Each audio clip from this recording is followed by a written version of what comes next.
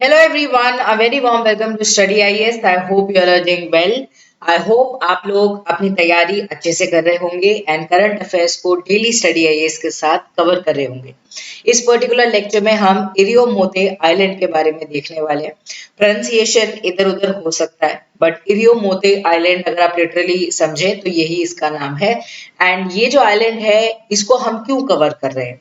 इसको हम इसलिए कवर कर रहे हैं क्योंकि अगर आपने यूपीएससी का प्रीलिम्स का रीसेंट ट्रेंड ऑब्जर्व किया होगा तो UPSC is trying to ask कि आपको कितना करंट अफेयर्स के बारे में पता है कि कौन सी जगह न्यूज के अंदर थी, किस वजह से न्यूज के अंदर थी, कौन सी कंट्री से ये एसोसिएट करती है। दीज काइंड ऑफ क्वेश्चंस 2-3 साल से कहीं ना कहीं आ ही रहे हैं।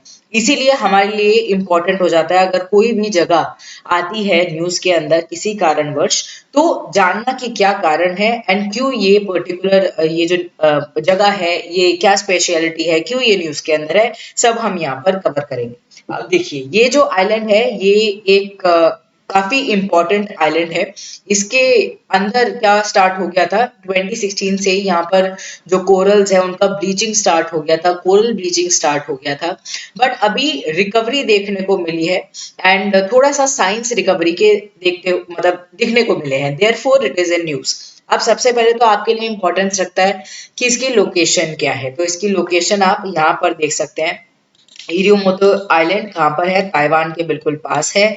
यहाँ पे जापान के पास भी आप इसको देख सकते हैं। अब ये जो आइलैंड है it is a picturesque island located in Yaeyama Yaeyama island जो कि पार्ट है ओकिनावा प्रीफेक्चर इन जापान का। एंड ये लार्जेस्ट एंड सदर्न मोस्ट सबसे नीचे आइलैंड देखने को मिलता है यायामा आर्चिपेलाग का। काफी सारे जंगल है इसके अंदर, मैनग्रोव फॉरेस्ट है, वाइल्ड लाइफ काफी डाइवर्स है एंड इसको गैलापागोस ऑफ द ईस्ट भी कहा जाता है क्योंकि ईस्टर्न डायरेक्शन में है। अब देखिए इसका जो नाम है इरियोमोते, इसके आइलैंड से इस आइलैंड का जो नाम है इससे आपको एक बहुत इंपॉर्टेंट बात याद रखनी है इस पर्टिकुलर आइलैंड के बारे में कि यहाँ पर एक अलग सी एक वाइल्ड कैट मिलती है जिसके ऊपर इसका नाम रखा गया है and this wild cat is only found in this particular island. इसको कहा जाता है इरियोमोते यामानाको। ये एक या फिर एरियोमोते कैट भी कहा जाता है। ये क्या है? क्रिटिकली एंडेंजर्ड स्पीशी है वाइल्ड कैट की जो कि मात्र इसी ही आइलैंड में पाई जाती है एंड देयरफॉर इसका नाम है इरियोमोते आइलैंड, है ना।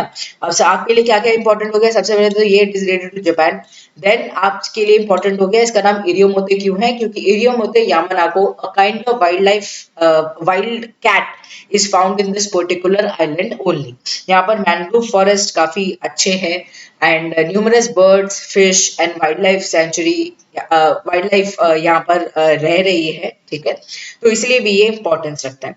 Now to preserve the islands unique ecosystem and cultural heritage, इसको एक पार्ट बना दिया गया है एक नेशनल पार्क का। नेशनल पार्क का पार्ट बन जाता है तो यह थोड़ी केयर ज्यादा हो जाती है। तो ओरियोमोते इशागाकी नेशनल पार्क का ये अब एक पार्ट बन गया।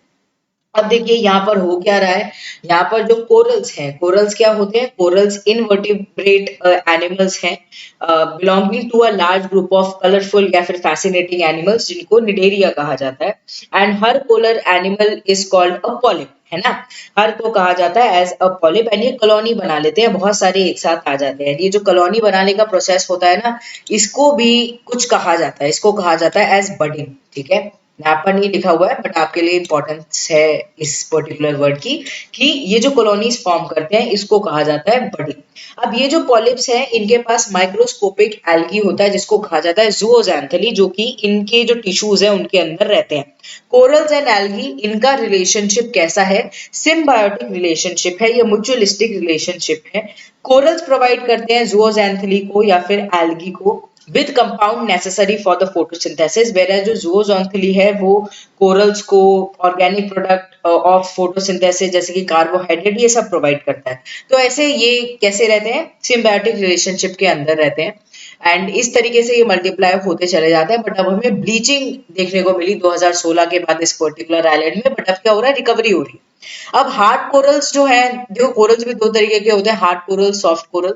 हार्ड कोरल्स एक्सट्रैक्ट करते हैं कैल्शियम कार्बोनेट को to build the hard exoskeleton, where जो सॉफ्ट कोरल्स होते हैं they add their skeletons to create the coral reefs. ठीक है, तो यहाँ पर कोरल रीफ्स हमें फॉर्म होते हुए नजर आते हैं। And mutually beneficial relationship with single celled algae is called zooxanthellae. ये सब इंफॉर्मेशन आपके लिए काफी ज्यादा इंपॉर्टेंस रखती है। ज़ूओज़ैंथेली क्या प्रोवाइड करता है? Food and nutrition through photosynthesis, where जो कोरल्स हैं वो इन्हें एक अच्छा स्ट्रक्चर घर देते हैं कि वो सेफली यहाँ पर जी सके। तो इस सिम्बायोटिक रिलेशनशिप को जो कहा जाता है एज द कोरल्स, है ना।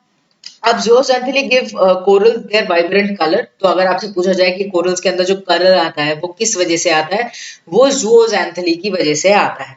अब देखिए यहाँ पे क्या हो रहा है, कोरल ब्लीचिंग हो रही है। कोरल ब्लीचिंग हो रही है due to a lot of reasons, जैसे कि टेम्परेचर चेंजेस हो रहे हैं, पोल्यूशन है, हाई ओशन एसिडिटी है, इन सब की वजह से कोरल ब्लीचिंग देखने को मिल रही है, जो कि एक अच्छा फिनोमिना नहीं है। कोरल ब्लीचिंग हमें कहाँ पर और देखने को मिलती है? ऑस्ट्रेलिया में, है ना।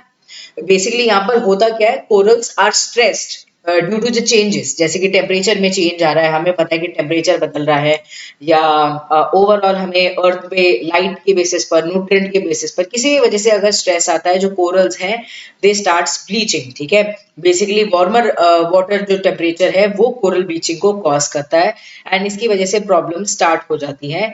And when water is very warm, coral जो है they basically expel the algae, जो कि उनके टिश्यूज के अंदर रह रहे होते हैं। इसके बाद जो कोरल्स हैं वो फिर से वाइट होने लग जाते हैं।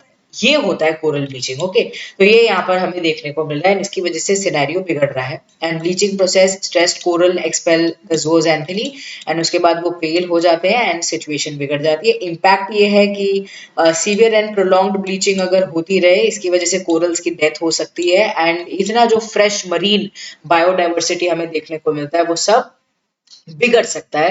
एंड कोरल्स तो देखो वैसे भी बहुत ज्यादा इंपॉर्टेंस रखते हैं, तो अगर कोरल्स की हेल्थ खराब होगी, मरीन डाइवर्सिटी पे असर पड़ेगा, फिशिंग पे असर पड़ेगा, इवन हमें देखने को मिल सकता है कि और सब जो स्पीशीज रह रहे हैं उन पे भी कैस्केडिंग इफेक्ट आए। तो इसलिए इस समय ये न्यूज के अंदर है पर्टिकुलर आइलैंड, क्योंकि यहाँ पर क्या है, रिकवरी के मोड पे चल रहा है। ब्लीचिंग हो चुकी है बट अब थोड़ी सी रिकवरी देखने को मिली है। जाने से पहले आपके लिए एक इंपॉर्टेंट बात, अनअकैडमी के साथ जुड़कर आप अपनी तैयारी को स्टार्ट कर सकते हैं।